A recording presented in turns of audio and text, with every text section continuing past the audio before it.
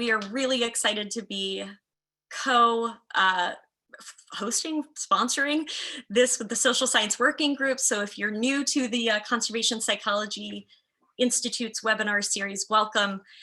Today we are going to be having a conversation with conservation psychologists, which to those of you who are familiar with our webinar series might not sound all that different from what we've done in the past.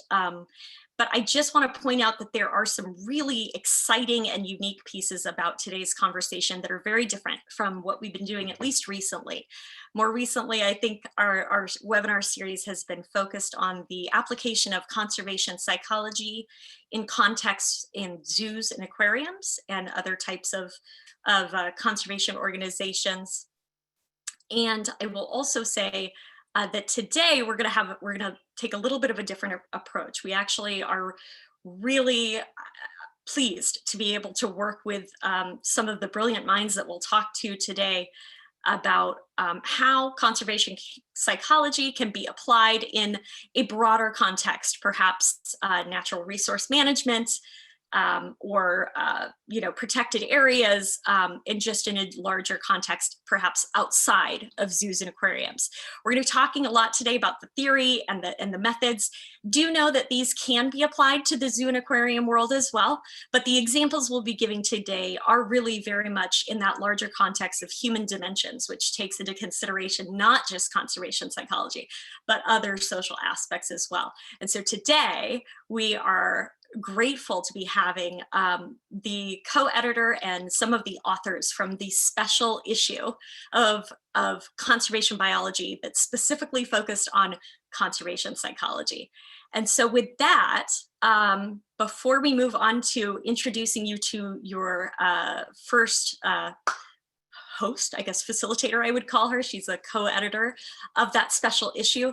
I just want to say what you have in front of you right now is a bunch of information about how to contact Social Science Working Group, Conservation Psychology Institute, Society for Conservation Biology, a couple different ways to connect with these folks after the presentation if you're interested. This information will be available for you on an information sheet that will be uploaded next to the recording and will be available on our site in a week. So let's move to the next slide. Before we introduce Alia, we are going to talk just a little bit about the Conservation Psychology Institute. As many of you may know, we do offer a monthly webinar series for free, which is what this is part of today. If you all are super stoked about this content and are excited to take your next step in your journey as a conservation psychologist or learning more about the field of conservation psychology, please do consider taking a look at our certificate that Antioch University of New England offers in conservation psychology, and the website is there for you. My name is Dr. Kayla Cranston, and I am the Director of Conservation Psychology, Strategy, and Integration here at Antioch University of New England. Myself, as well as a team of conservation psychologists that seems to be growing here at CPI, will be happy to work with you to see what the best option for your next step in your learning journey is on this topic. So without further ado, I want to switch to the next slide and introduce the co-editor of the special issue on conservation psychology that we're going to be talking about today. And Alia, take it away. Hi, everyone. Thanks, Kayla, for the introduction. Really excited to have this opportunity to be speaking with so many of you. It looks like we have over 200 of our closest friends from conservation psychology here, and just really appreciate the opportunity to think about how this work applies across a variety of contexts. So I saw at least one person had noted in the chat about how do we access a special version or special section of the journal.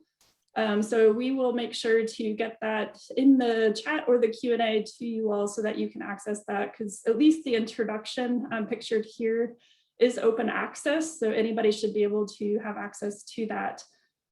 Sometimes journals do have a paywall, and we recognize that doesn't always work for practitioners, so I just want to acknowledge that it is fair to reach out to the first author of any of these papers and ask if they can pass along a PDF version of that article to you. So know that there's never a barrier to getting the access if you are willing to reach out. And that's really our goal today, is to think about a network, right? Our opportunity to showcase some of the authors and from different stages of their careers as well. So we're very excited about that. As pictured here, there was a multitude of authors that contributed just to this introduction. So just recognizing that it really took a variety of people to come together to make this special section work. So thank you for asking about that access. So I do want to note as well, so I am the secretary of the social science working group that Kayla mentioned for the Society of Conservation Biology. And that's really a group of people that are focused on highlighting the role of social sciences and conservation.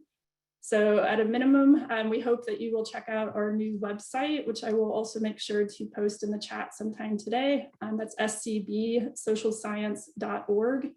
But that really gives you an opportunity to join some of our social medias and or our listserv if you would like to learn more about what we do and ways that you can be involved. So with that, I wanted to also give a little bit more detail about what we're aiming to do today. So really our goal is to, again, feature 3 different speakers beyond Kayla and myself. So 3 people that will really go deeper into what is conservation psychology and how might we apply that using specific methods that are focused on including different perspectives and also capturing how this theory can translate into those real world contexts. So our goal is to engage you. We are looking forward to the questions that you have for these 3 speakers. But first, I want to make sure, I know there's a lot of different career stages here and wanted to highlight just a quick definition of conservation psychology.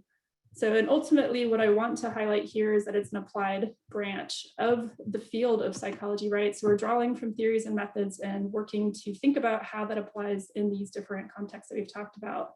And really that's improving understanding and then promoting these relationships between humans and nature and thinking about us as interconnected. So this really draws on the foundational work of Susan Clayton, who is one of our speakers today, and we're super delighted to have her as well featured. So I want to give a little bit more background on the format of today, just because we might be deviating from the way that you may have been in previous webinars. So we will have 3 speakers. I mentioned Dr. Susan Clayton, who comes with a long list of accolades about how wonderful she is, and just really appreciate that she has been working in this field I'm aware of for at least 20 years, maybe more than that. And so just very excited to have the experience and knowledge that she brings to the table here.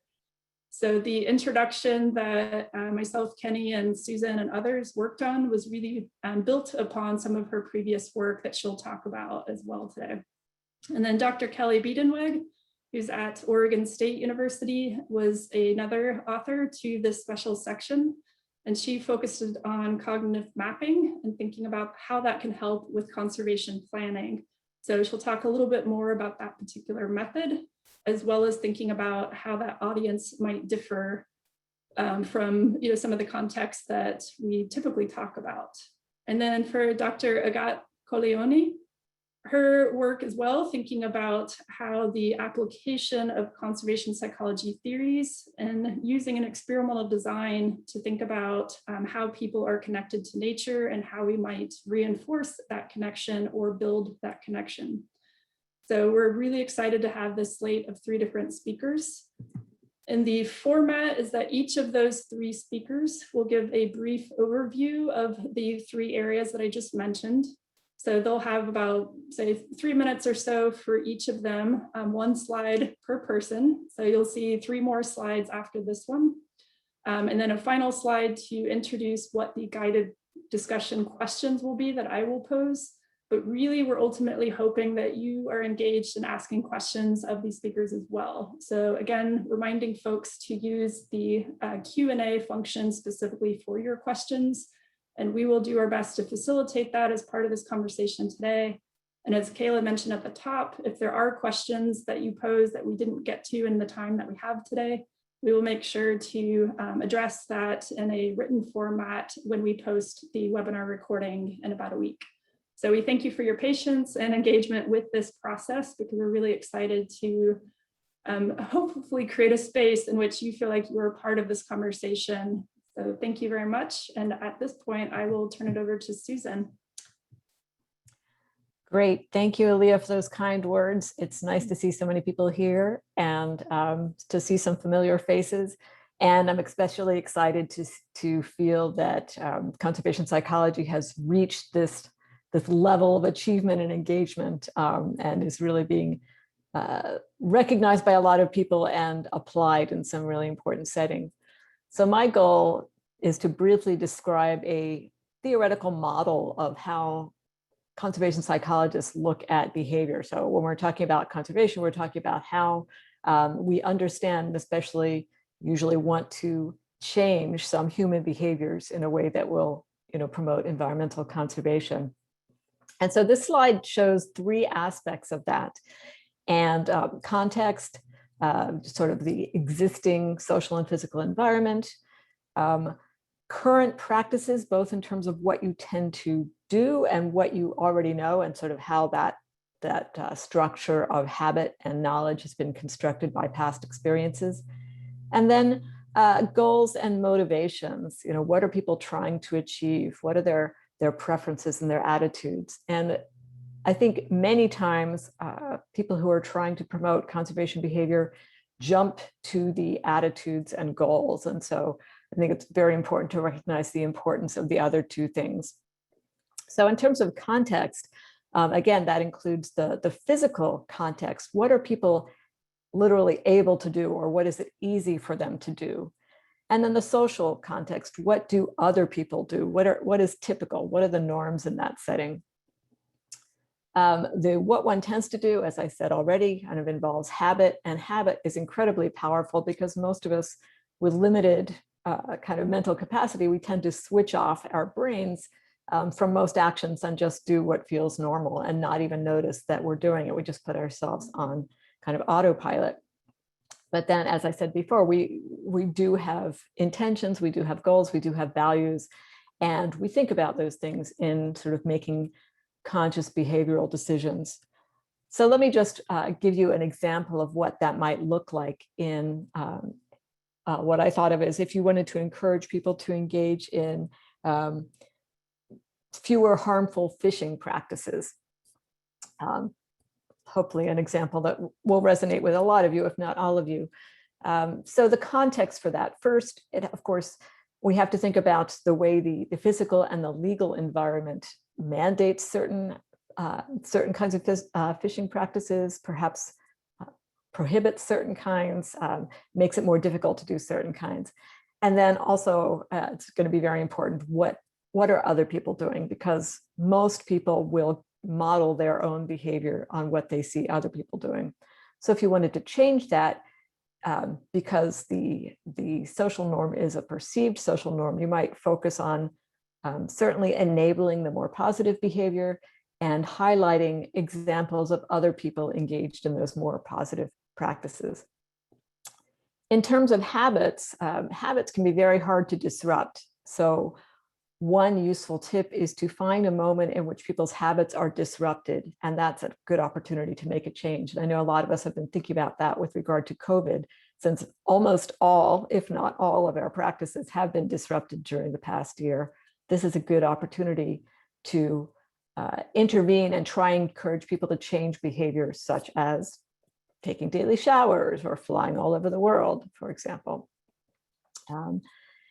And the aspirational goals, I think we do want to appeal to people's values and people's motivations. And it's important to recognize that people have multiple motivations. So most people do, in fact, care about nature. Most people do, in fact, of course, there are exceptions, but most people do want to protect species and have a value for the natural world and so on.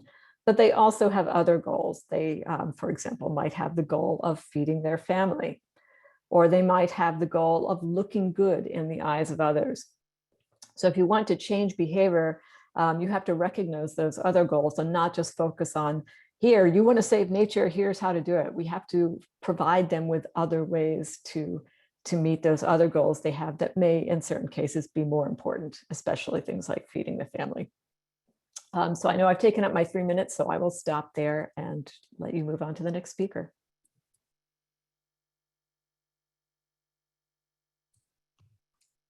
Wonderful. Thank you, Susan. It's great to go after Susan. I don't know if she even knows this, but I started my master's in 2002 and was completely motivated by Susan's work in conservation psychology. So thank you, Susan, for leading the way in all of this. My paper is focusing on a method. And it's a method that I have found to be really effective because I work in lots of places all over the world with people who are not necessarily literate or just come from very different backgrounds. And this is a method that uses card sorting. So it's very tangible. We can use words and we can use images to represent ideas that will reflect how people think. And so I found it to be very engaging and very good at collecting information about what we call people's mental models. So the tool that I'm talking about is cognitive mapping. Cognitive mapping has so many different ways of doing it. This paper is also available open source. It talks you through a couple of different ways that you can do it.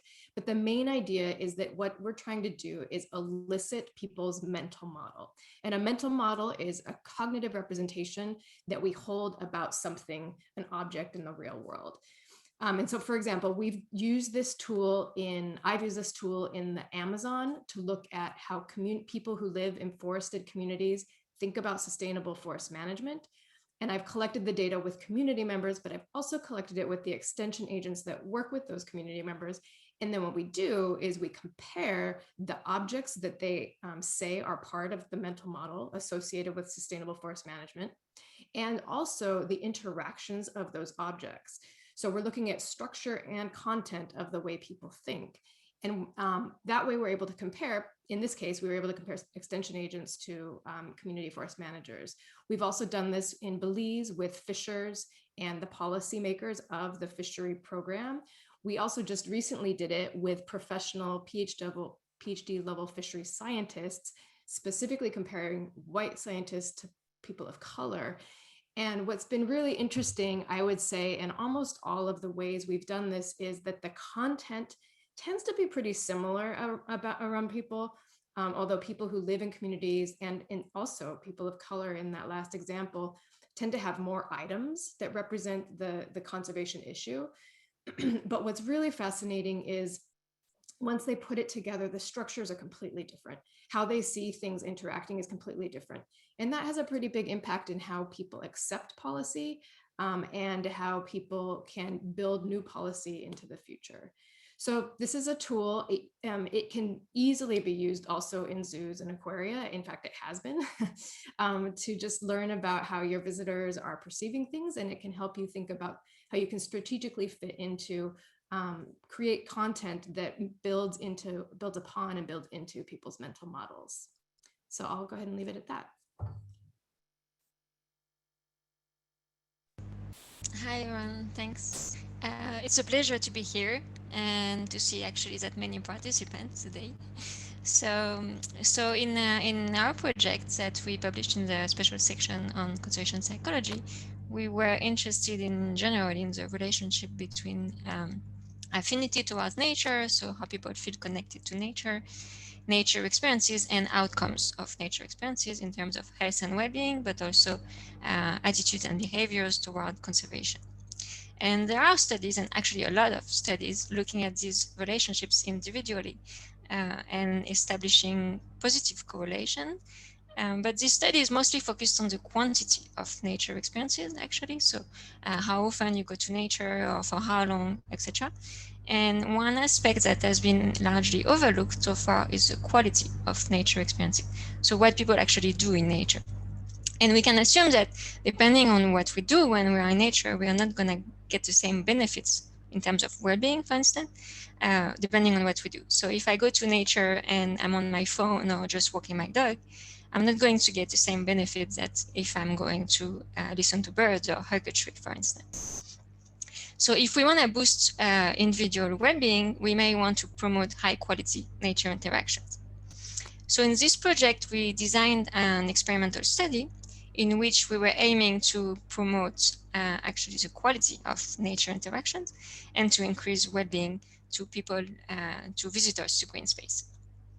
So for that, we identified and tested different interventions that actually guide people on how to interact with nature and how to get closer to nature.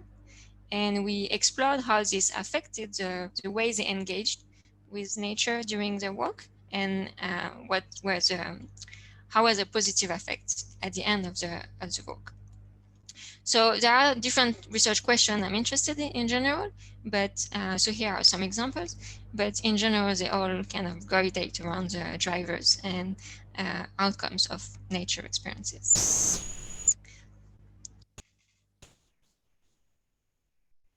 So that's it for the Yeah, great, thank you. And I appreciate that, thinking about the kind of repeat exposure of experience, and then thinking about like, but is the quality of that experience, does that invite people to want to repeat the experience?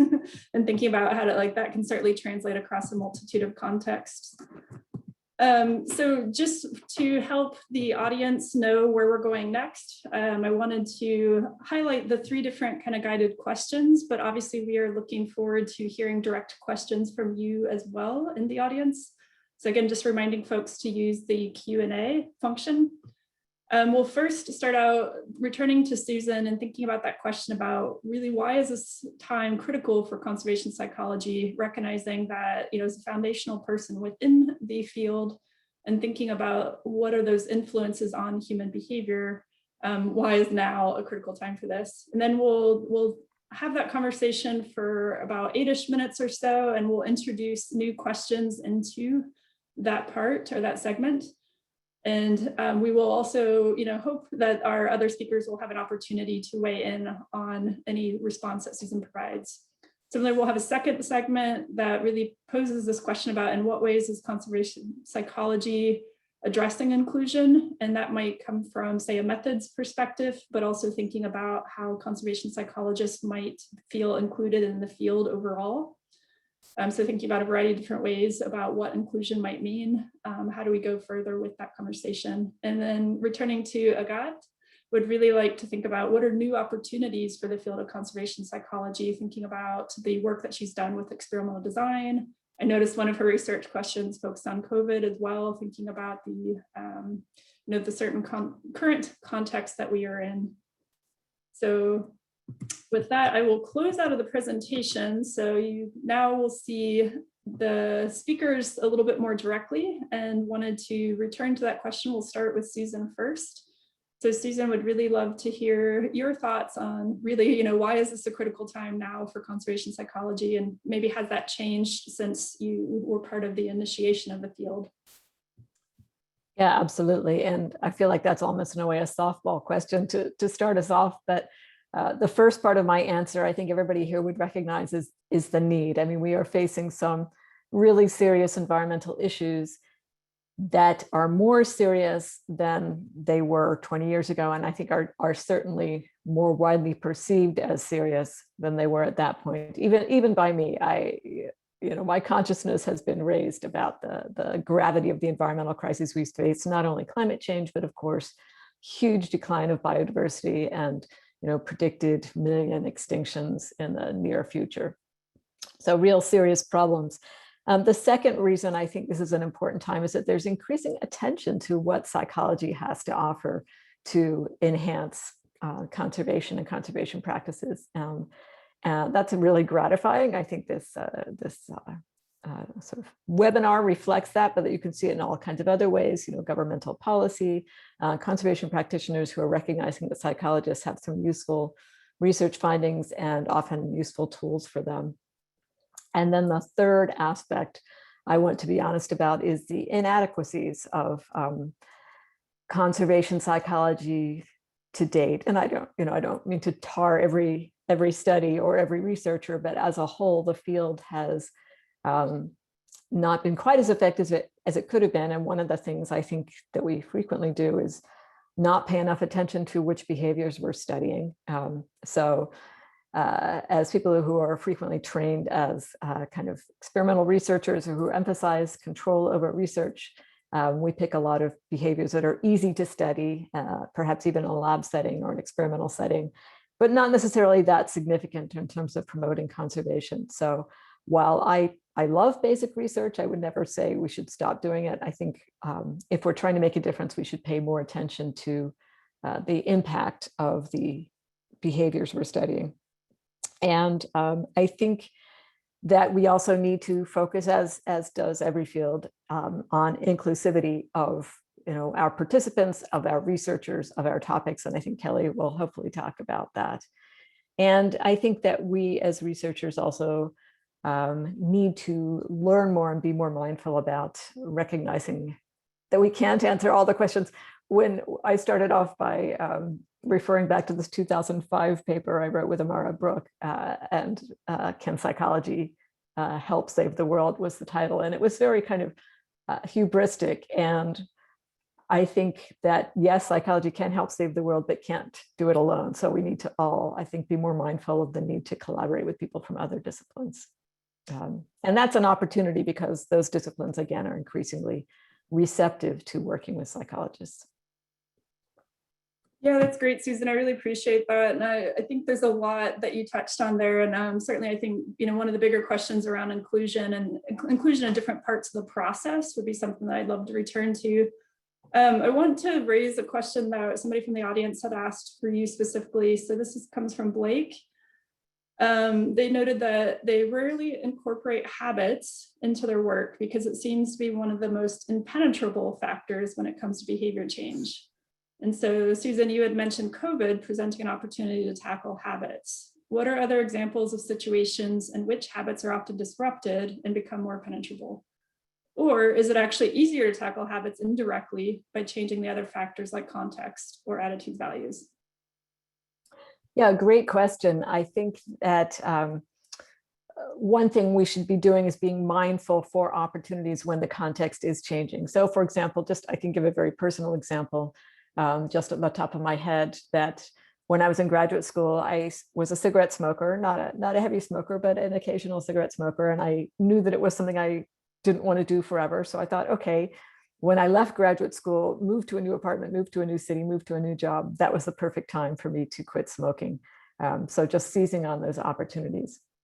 However, when there's not that kind of moment of change, that might be a good time to really focus on the context, which in some cases, not all cases, not of course, but in some cases, it's easier to change the context and maybe even prompt a new way for people to think about an issue just by, if it's a zoo or aquarium, a new exhibit or a new exhibit design or, some sort of aspect of the physical environment that can force people to rethink what they had been doing mindlessly.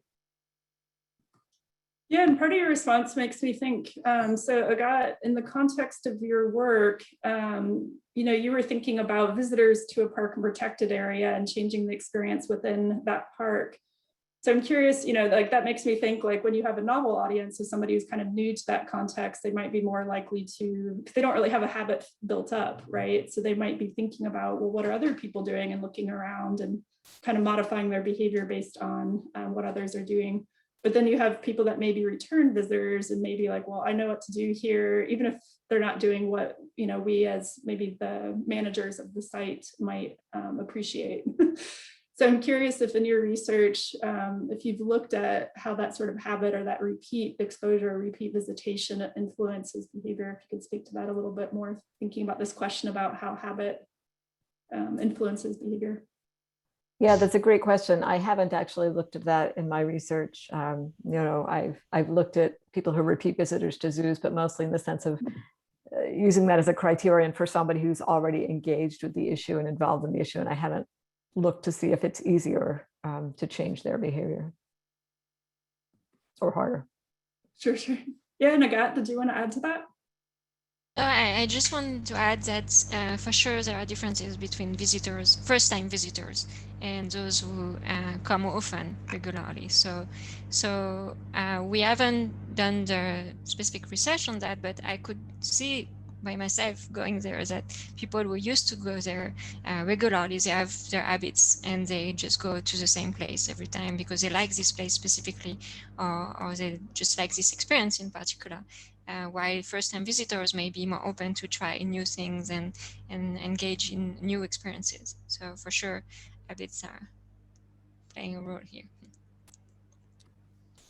Yeah, no, I appreciate that. I think it's important for considering too, like when habits might actually be the barrier, because there may be ways to think about, what's driving that habit. Is it ease or convenience, or is there some barrier that's preventing a change in habit? So that ties back to, I think, what Susan was thinking about when she was in a new context and was able to kind of adapt her behavior in that new context.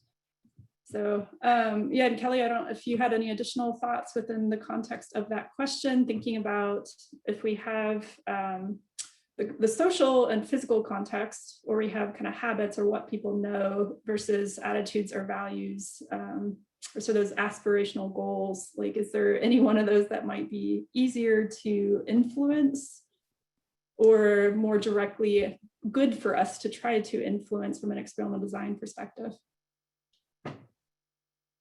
What the first thing that was coming to mind as you all were speaking, which is I think quite different though than what but I think it's interesting to add, one of our research designs in the Amazon was specifically to look at immigrant populations coming into the forest and the habits they were bringing from, most of them were coming from highland areas that didn't have forests. And so to see how they were bringing their habits to forest management in lowland areas and how that differed from indigenous methods of it. So I do think this, we can go beyond thinking about recreation and zoos and think about habits in large scale conservation issues as well. And, what's interesting about habits is how connected it is to social identity as well, and how much it all just feeds into each other, right? It creates this social norm, and then there's stigmas around who does this habit and who does that habit. So I guess that was just a reflection that I had. I don't know that I have an answer about what's easier to intervene, although I think in that case, what was absolutely necessary was that there needed to be some sort of an intervention. And that intervention had to come from something that people identified with and were willing to receive that intervention from. And that's where extension agents in that context come in. Yeah, thanks, Kelly. I feel like that was a little bit of a trick question on my part, because I don't know that any of these are easy to do, right? That's why our field is challenged. And thinking about how do we, I guess so I want to be careful not going too far into my own work, but thinking about this question about attitudes and values, because I think there's a lot of almost conflation that those two things are the same type of thing. And so at least within the context of my own work, I think of values as these, it ties into part of what you were saying, Kelly, about social identity as well. It's really kind of foundational to who people are. And that from my work would not be something that we want to say we can change, right? It's something that helps us understand what's important to that individual. So that ties us back to when Susan was talking about those aspirational goals. It's like, how do people sort of define what's important to them? And then how do we take that as a potential message? So with the social identity, it's like, you can't tell people to be somebody that they're not, but you can highlight if their goals are working hard to ensure food's on their table for their family, if it's, wealth as something that's of interest, or community that's something of interest. Is like, how do you shape that sort of language that community uses to identify who they are and what's important, and then frame the behavior around those same types of things. So it's like, to be a community member, these are the types of things that we do. And I think Susan had hinted at that earlier on as well, where you can use within a context, if it's like, 90% of people that are in this space do this particular behavior to contribute in this way. That helps people know, like, what is the appropriate behavior in that context, and that there's sort of this social influence of, if everybody else is doing it, maybe I should do it now too, even if it's not something I normally would do. So you have to be careful that the message matches what other people are doing. I think about this in the context of wildlife feeding behavior, which in parks and protected areas, we don't want that to happen, because you might have negative interactions between people and the wildlife. But if you have a sign that says don't feed wildlife, and everybody around you is feeding wildlife, you're probably going to think that behavior just this once is okay, even if it's not. So making sure that, again, you match that message to what's actually happening in the context. So I appreciate Susan bringing up those three, the context mattering, the kind of what other people are doing, and what's available in that space. Throwing trash away, right? Is there an easy access to trash cans or recycling canisters? That's even just the physical aspect of that space can make a big difference.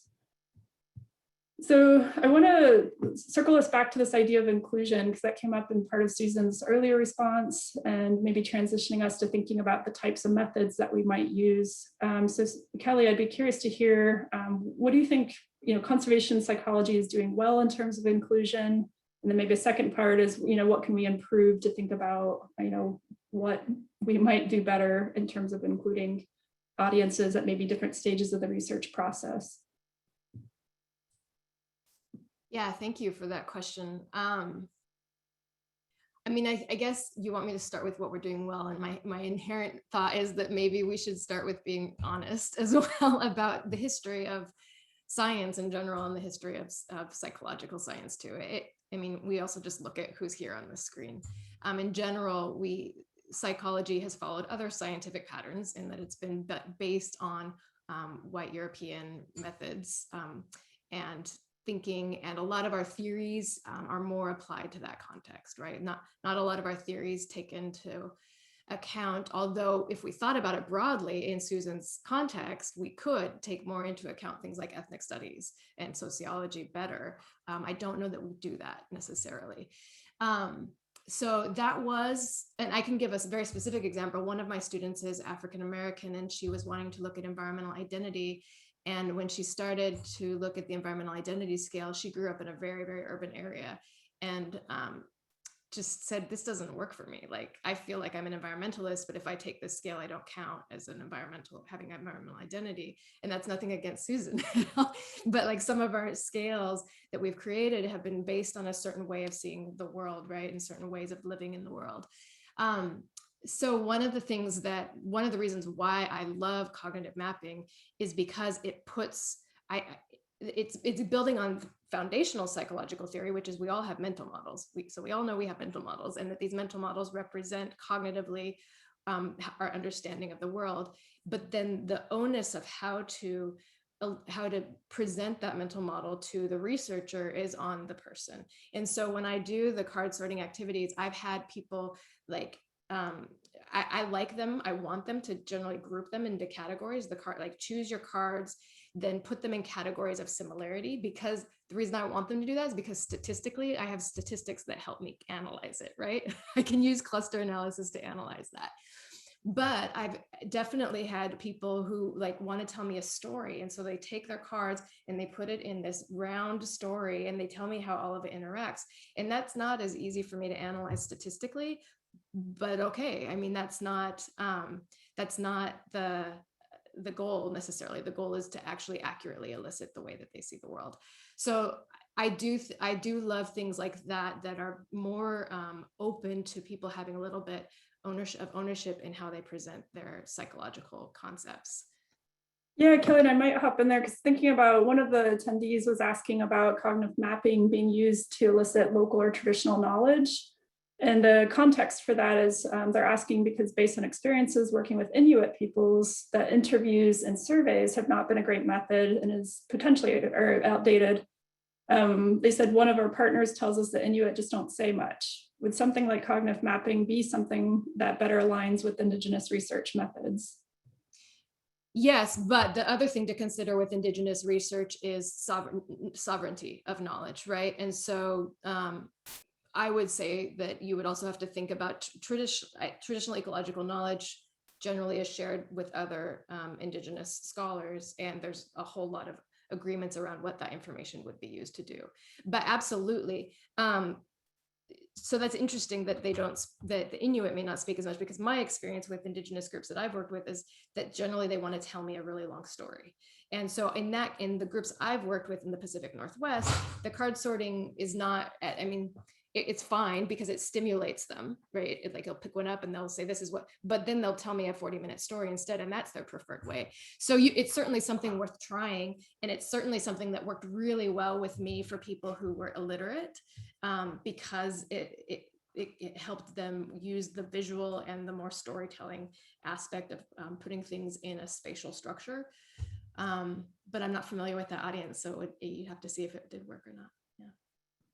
Yeah, no, I really appreciate that, because I think one aspect is just thinking about, does a method match the form of communication that the audience wants to share? Like you're pointing out, it may be that people felt shut down, so they're like, I'm just not going to say anything. Versus if they have the space to share in the way that allows them to be heard, that's when people are often much more interested in sharing. So I think similar to that, so Kelly, I'll stick with you, but obviously be open to hearing from Susan and Agat as well. What do you suggest would be the best way of promoting collaboration between conservation projects, in particular conservation translocations and rewildings and conservation psychology? Working across disciplines and knowledge styles, considering local communities, can be challenging. I'm doing this because it's like that is what we are all struggling with right now. I think I'm probably going to say something that just it is maybe not very helpful, but the only thing I have found to be helpful in this is humility and genuine interest and patience in working with people. People can tell immediately if you have an ulterior motive, like if you're only interested in getting your project done in your way, then it's not likely that anyone's going to want to collaborate with you, because they want their way to also be heard, right?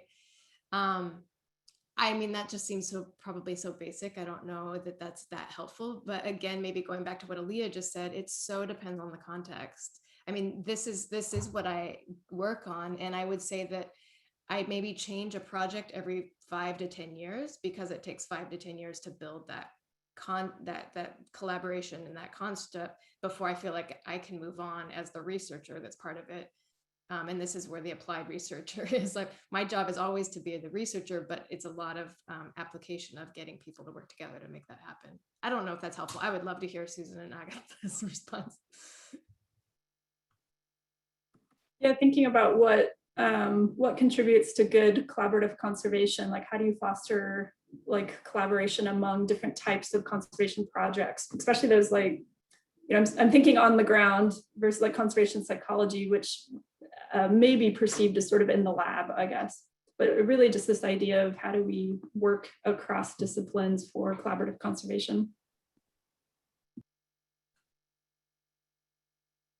The other thing I found to be helpful is starting from the beginning, creating the project from the beginning, and also seeking funding jointly can give you like the pathway of working together, like finding something you can work on together. Great, yeah, thank you. Maybe one quick question. So somebody was curious if Agat's research focused on just adult experiences, or if also looked at the quality of children's experiences in nature as well. And maybe we could talk a little bit about if there's differences between adult and children experiences. So thanks for the question. I personally have done my research mostly on adults. I didn't focus on children, mostly because it requires more logistics, so we need to have the agreement of the parents, and so I focus mostly on adults. But definitely there are differences, and I think connection to nature builds during childhood, so it's evolving during the overall life of an individual. But I think it's mostly building during the childhood, so the most important events happen during the childhood. So yeah, there are differences, but I didn't focus my research personally on children experiences of nature. Sure. And yeah, maybe we can expand this question. Susan, I might poke you for this one, because thinking about so the different types of experiences that might happen in outdoor spaces, like how would we relate conservation to the current buzz ideas like nature prescription, forest bathing, and the healing power of nature? So these topics are, you know, hot around the world, and we saw people turning more to time in nature during COVID. So. Yeah, and of course, this can link back up to the question about children, because those experiences in nature, and children love experiences in nature for the most part. You know, they can jump in puddles and get messy and escape the parental restrictions a little bit. And those do really help build that sense of connection that Agatha was talking about, which then in turn can translate into care and concern about nature. and thinking back to the model I presented at the beginning, that becomes a motive, that people care about protecting nature because it's become personal to them, whereas they might not care otherwise. And what may work, at least sometimes, is just reminding people, the evidence, as many of you probably know, the evidence for the benefits of nature experience to mental health are becoming very, very substantially accepted. There's very good evidence, body of evidence there. So kind of talking to people about what nature can provide them, what can it do for me, can motivate protection in specific instances where, again, people who might not otherwise feel that they are able to give it that attention. Yeah, I think I want to return a little bit to something that Kelly had mentioned earlier, just thinking about, is there really a dichotomy between humans and nature? Because there's some people that might not experience what we think of as, or I shouldn't say we. So I grew up, I guess, thinking that nature was something, far away and removed. And that was about my experience. And so coming from the context that I'm in, recognizing that what Kelly was pointing out is like, the way I view nature is not necessarily, like, it has changed within me, but certainly for other people, there's very different perceptions of what nature is, and even language itself shapes, Germanic languages, which English is, separates humans from nature, but there's a lot of languages that don't. So I guess I was thinking if anyone wanted to add a little bit more, just, how do we capture what nature might be for different audiences, recognizing that there's, and I got maybe even thinking from a translation perspective and survey research, how do we capture what we're trying to study if the words that we use differ in the languages that we use? Yeah, definitely. So I've done some cross-cultural studies, and the issue of translating the scale, we'll come back to that. And some scales don't really mean, some sentences don't really mean anything in some countries, and so we really have to adapt the wording and to, of course, test and pilot the surveys, because it may not work in one country or culture.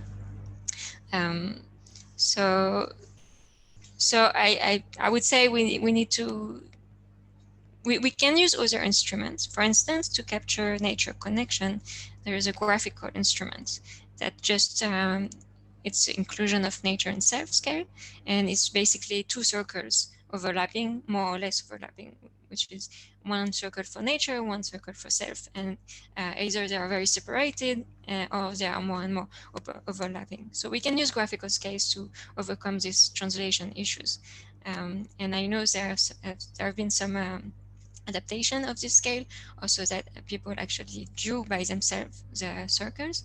So some people might include themselves as a small circle within the big circle of nature. So we can use this kind of graphical measures to overcome this issue. But yeah, for sure there are some differences to take into account.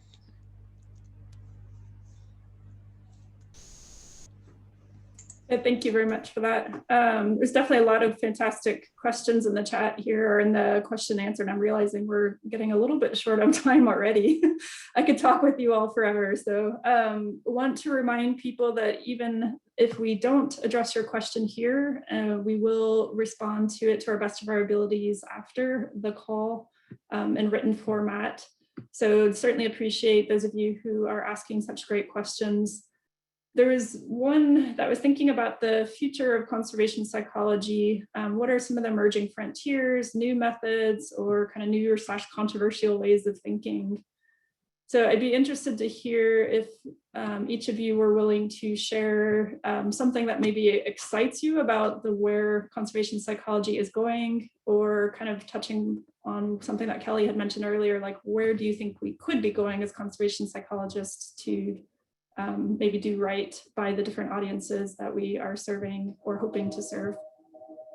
So new directions, where do you think we should be going, or where are we going that's a good approach?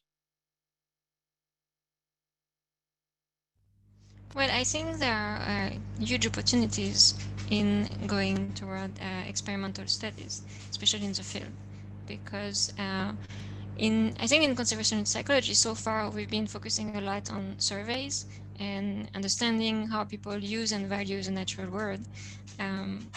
But maybe we need to move on. We've been doing that already, but we need to move on more to understand not just how people use and value the natural world, but how to change the way people use and value the natural world.